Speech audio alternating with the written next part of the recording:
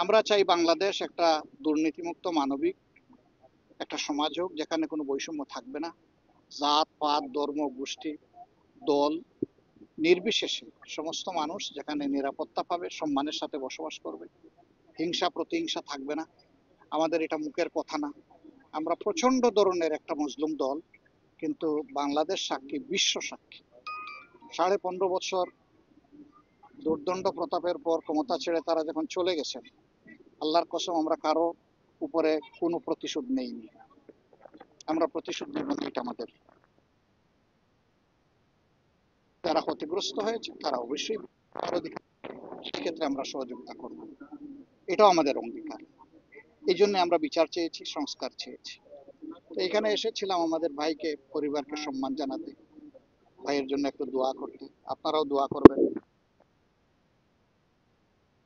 না আপামর জনগণকে আমাদের, কারণ জনগণের জন্যই আমাদের কর্মসূচি। আমি বলতে গিয়ে বলতে পারি নাই, সেদিন দাঁড়িয়ে এটাই বলতে চেয়েছিলাম যে আমি জামাতে ইসলামের আমির হিসাবে দাঁড়াইনি। আমি দাঁড়িয়েছি মজলুম মানুষের পক্ষে। মজলুমের মধ্যে গরিবও আছে, সবাই বিভিন্ন ক্ষেত্রে মানুষ মজলুম।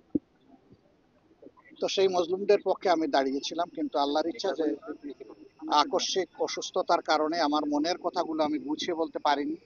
আল্লাহ তৌফিক দিলে আগামীতে আপনাদের মাধ্যমে, মিডিয়ার মাধ্যমে আমরা দেশবাসীকে জানাবো, এবং একই সাথে মুক্তির এই লড়াইয়ে ভাই আপনাদেরকে আমরা পাশে চাই, সাথে চাই।